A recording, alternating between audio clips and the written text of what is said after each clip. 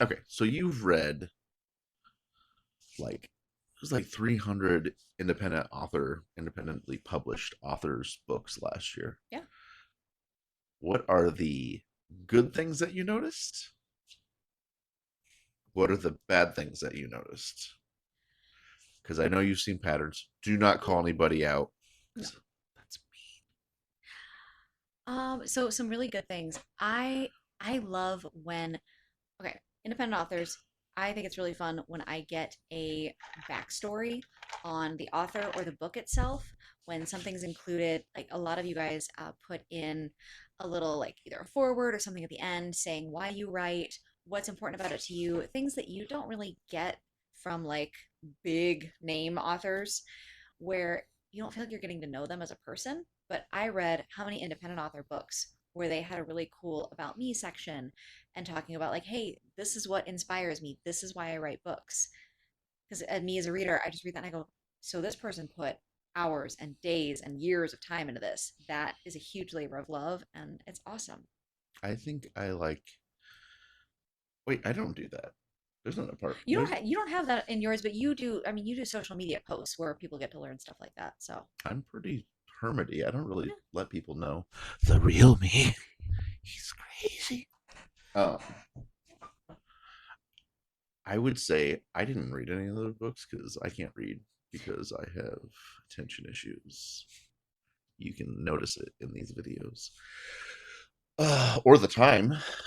But I have heard and looked on people's social medias nonstop. And I think my favorite part that would, if I was a person who read books, but I'm not because I'm not cool like that, uh, seeing people's personal lives makes me love the author because I know that's going to transfer hard into the story. So sometimes it's hard because there's a sadness behind those eyes, and that's hard for me to read because I don't like reading sad books.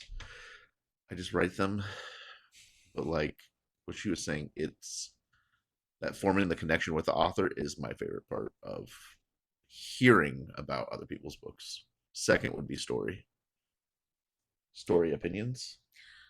So I I mean, know there's going to be a good one, and you can mention the bad one because I already know what the bad one's going to be. like are you saying like plot lines Yep, from so some of your them tropes that do you hate. it get a little repetitive sometimes, and it happens because there's only so many ways that some stories can go. So, and there's some things, and I get to a lot of people have written them because people like reading them. It's the same reason why people love Hallmark movies. There's certain plot lines that just work that people enjoy. So they might not be the most creative things, but people still like them, and that's okay. They just might not be my cup of tea. Yep. So, yeah. So following that, Yeah. this is what I love. Uh, Stories are almost all the same when I hear them. It's always what's the one that you always say that bothers you? Oh, A girl has a hidden backstory. She's secretly powerful and special, and then she comes of age, and her birthright happens, and yep. I know that's a big one for you. You yeah, don't like that. What's it? like chosen one.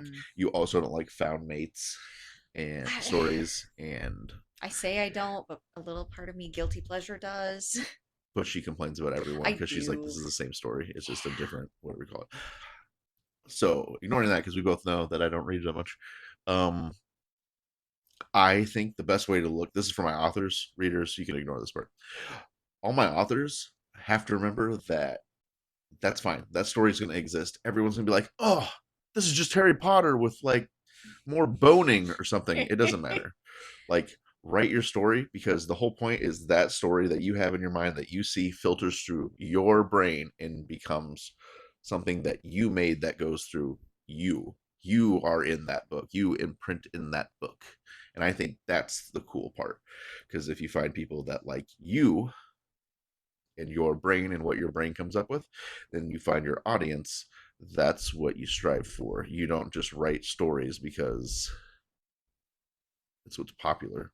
You write stories that you might be interested in or you want to write about, you're passionate about, and then it goes through that author filter that's in your brain and it comes out as yours. And it's not going to be the same as Anybody whoever wrote else's? it before. So that's my positive about that because I know when I have written anything, oh my gosh, when I wrote a vampire book for my wife, the first thing I heard she goes, "Is it like Twilight?" What? Of course it's like Twilight if you say, "Is it a vampire book?" They're both vampire books. Mhm. Every book's the same. If you're like, are there bad guys in it? Are there good guys in it? Is there turmoil? Is there chaos? That's like every book. Is there a climax? Yeah, Is there is an there a ending? climax? Is there an ending? Like, I just get so tired of it. So, just for the authors, if someone says, so it's like this, just take it as a compliment of someone trying to connect the dots to your story Mhm. because they're always going to compare it to something else.